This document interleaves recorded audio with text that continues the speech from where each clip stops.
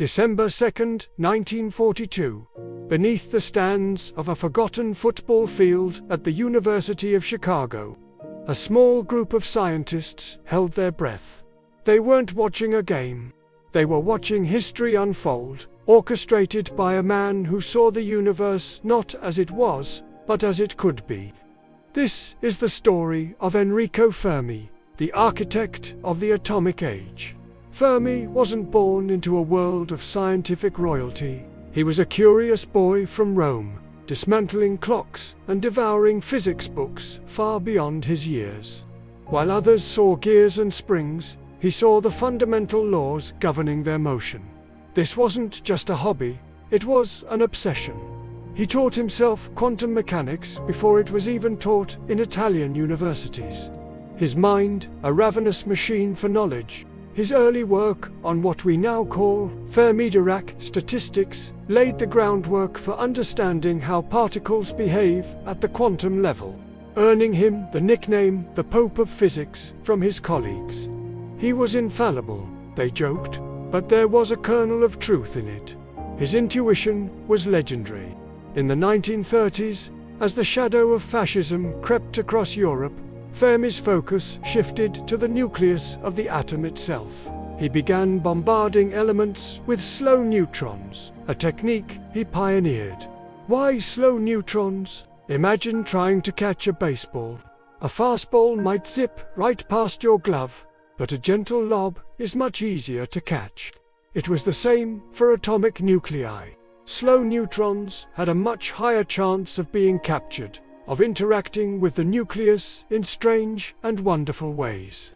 He and his team, the Via Panispina boys, worked tirelessly, methodically, going through the periodic table. They created dozens of new radioactive isotopes, transforming one element into another like modern-day alchemists. For this groundbreaking work, Fermi was awarded the Nobel Prize in Physics in 1938. But this triumph was bittersweet.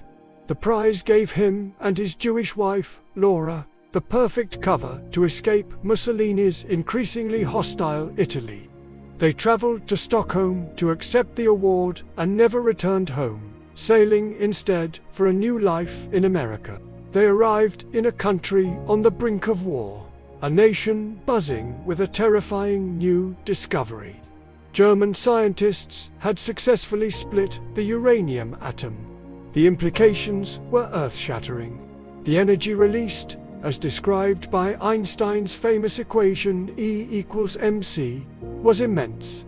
A chain reaction, a self-sustaining cascade of splitting atoms, could theoretically unleash power on a scale never before imagined, a power that could be weaponized.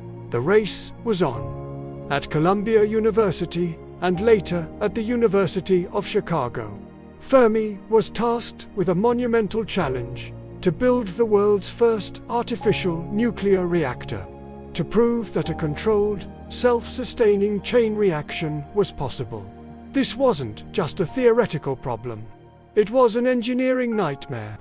They called it the atomic pile, a colossal structure of graphite bricks and uranium slugs, built layer by layer in a squash court under the bleachers of Stagfield. Imagine the tension. They were handling radioactive materials with rudimentary safety gear, working with calculations that had never been tested in the real world. A single miscalculation could lead to a catastrophic meltdown in the middle of a major city. Fermi, however, remained a beacon of calm. He directed the construction with quiet confidence, personally overseeing every detail, his slide rule a constant companion. He was meticulous, patient, and utterly focused. Finally, the day arrived. December 2, 1942. The pile, designated Chicago Pile 1, was ready. Cadmium-plated control rods, which absorbed neutrons and prevented a reaction, were slowly withdrawn. Geiger counters clicked, their pace quickening. The scientists watched the instruments, their faces illuminated by the dim light of the squash court. Fermi gave the final order: pull it out another foot. The clicking became a roar. The instruments went off the charts. For 28 minutes, humanity harnessed the power of the atom. They had initiated the first ever controlled, self-sustaining nuclear chain reaction. There was no explosion, no blinding flash of light, just a quiet, profound success. A coded message was sent to the leaders of the Manhattan Project. The Italian navigator has landed in the New World. The response came back. How were the natives? The reply, very friendly. This breakthrough was the critical step that paved the way for the atomic bomb. Fermi and many of his colleagues were moved to Los Alamos, New Mexico, becoming key figures in the Manhattan Project. They wrestled with the immense technical challenges and the profound moral weight of what they were creating.